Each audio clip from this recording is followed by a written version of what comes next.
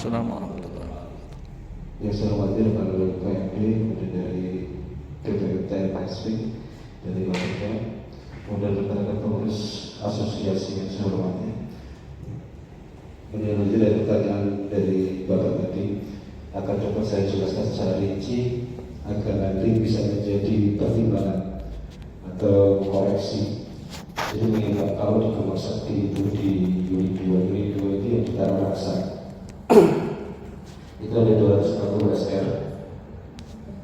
Kenapa sampai 240 SR yang awalnya hanya 100 sekian? Itu ketika kita menerima pemasangan hibah, SR hibah dari program Pak Simas juga pada saat itu sekitar 75 SR. Nah, awalnya dulu kita hanya menggunakan pompa yang 1,5 PK dan itu sangat mencukupi ketika belum ada pengembangan yang SR hibah.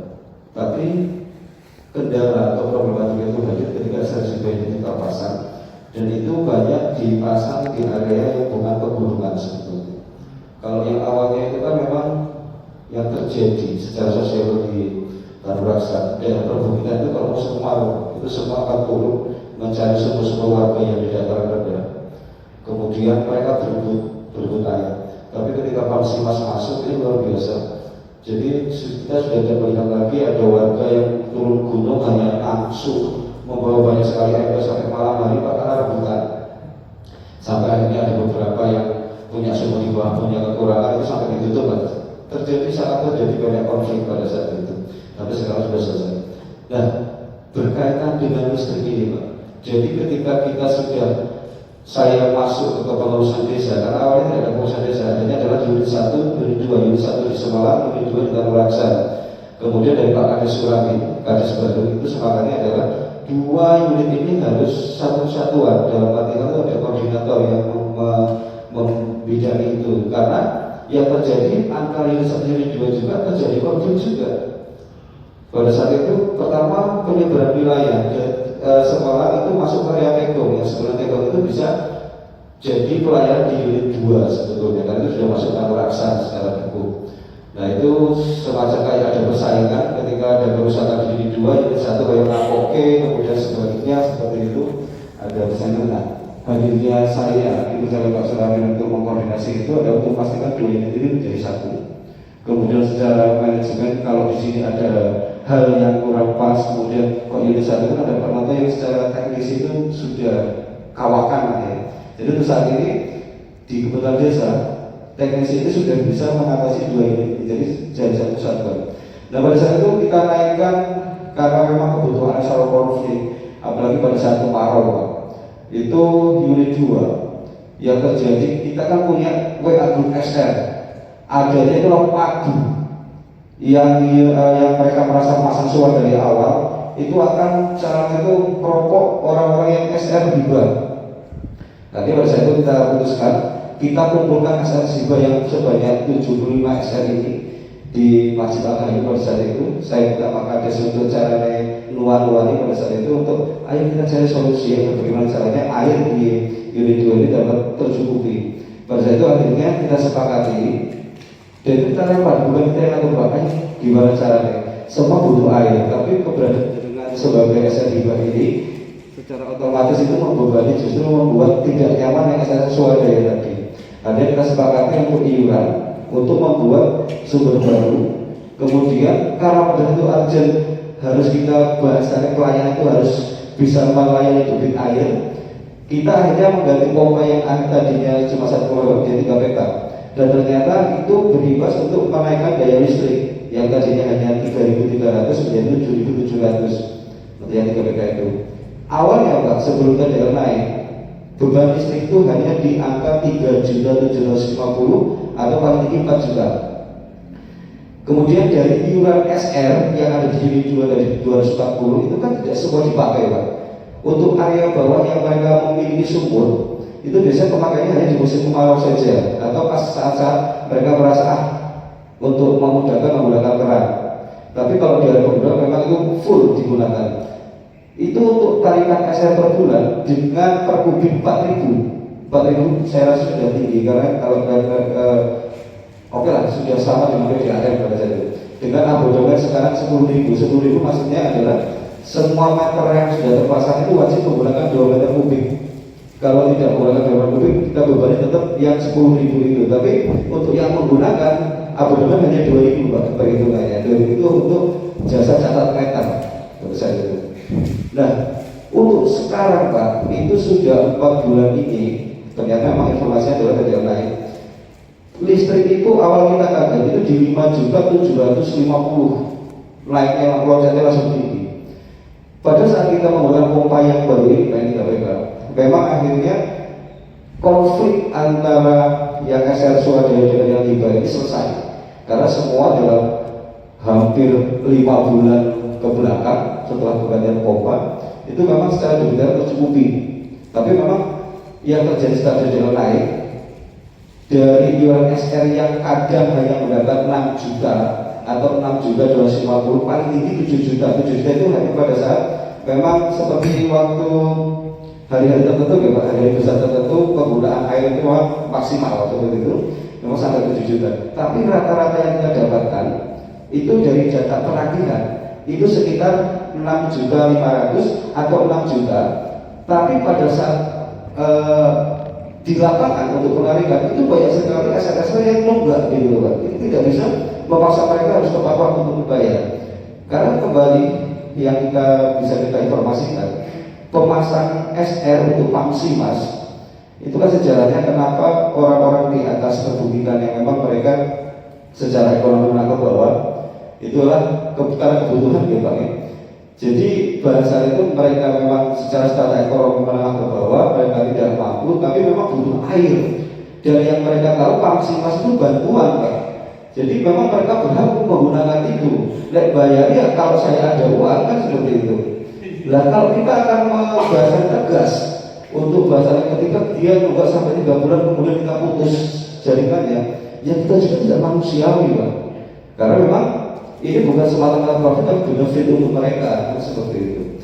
Jadi kalau kita dihadapkan dengan sekarang, kalau pada saat tagihan listrik masih 4 jutaan, kita masih bisa menabung 1 jutaan. Karena untuk operasional sebetulnya yang wajib itu yang pertama adalah untuk servis pompa itu 3 bulan sekali, itu kita anggarkan 300.000. Kemudian per bulan untuk biaya pencatatan meter dan penagihan, karena dulu kita sistemnya adalah nanti ke rumah-rumah itu 650.000 untuk 2 orang. Nah untuk pengurus ini kalau sekretaris, bendahara, ketua dan sebagainya itu benar-benar free, tidak ada yang dianggarkan untuk itu. Jadi paling tidak kita menggunakan anggaran itu kalau kampus kita meeting itu beli 4 juta, beli meter baru kita anggarkan itu. Karena kita yang kita tahu pekerjaan yang baru itu tidak isi, kemudian mencatat meter dan penagihan memang itu kontinu bekerja. Nah kemudian di teknisi ini karena ini sifatnya dalam perawatan itu kita tidak bisa menentukan budget yang akan kita keluarkan setiap bulan.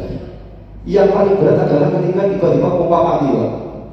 Ketika pompa mati kemudian yang ternyata yang problemnya adalah di mesinnya itu otomatis kita wajib membeli baru.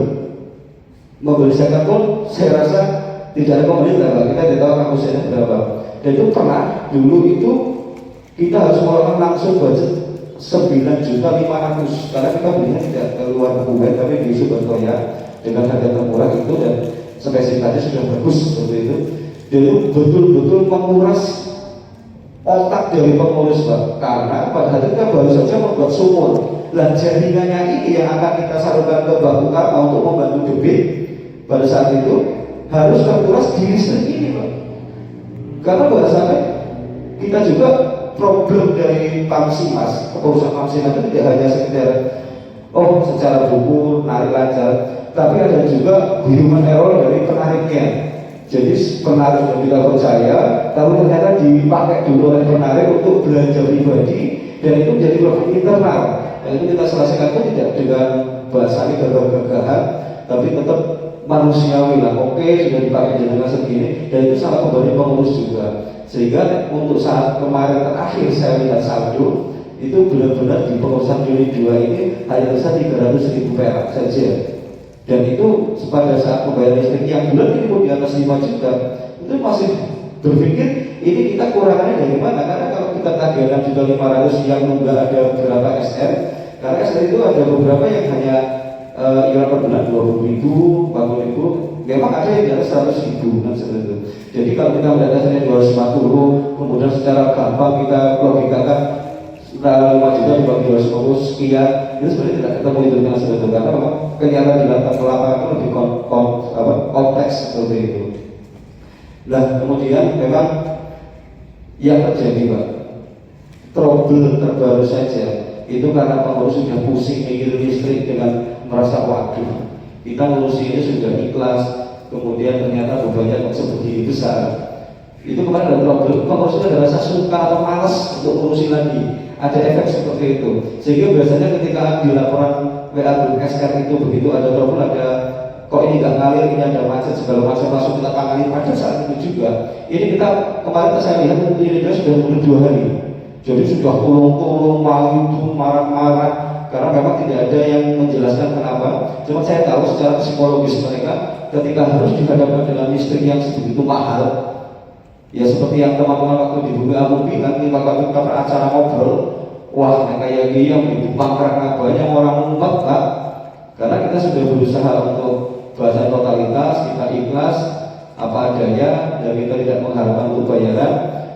Tapi ketika ada problem seperti ini, kita mengadu ke jalur yang sebetulnya kita harapkan bisa untuk mempressure dari PLN untuk memberikan bahasanya ya negosiasi agar kita juga bisa dikabulkan untuk terkait penurunan daya listrik ini. Tapi ternyata jawabannya seperti ini Pak. Kemarin saya sebenarnya sudah dijawab dari Bu Roma, cuma saya tidak sampaikan itu ke unit yang di Gembok Sekti karena takut mereka ngejol. Saya alasannya tenang, kita masih banyak akal untuk berjuang untuk ini, santai saja. Karena gini Pak, kalau tadi Bapak tadi ada asumsi untuk bisa menaikkan mungkin bahasa tarif ya, saya rasa 4.000 itu sudah tinggi loh Pak, untuk ekonomi menengah ke bawah. Karena di PAM juga kayak apa Bapak tadi bilang kok di bawah 4.000. Saya mah belinya PAM itu 4.000 Pak.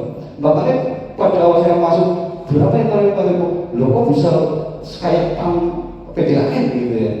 Terus kenapa orang-orang nggak pilih PDAM saja gitu? Tapi memang terasa ada kebutuhan mereka kenapa Pangsimas? Karena Pangsimas ini yang bisa menaikkan air dari pinggir Sungai Lombulo dengan pipa lebih dari 1 kilo naik ke atas perbukitan, kemudian dibagi-bagi ke bawah.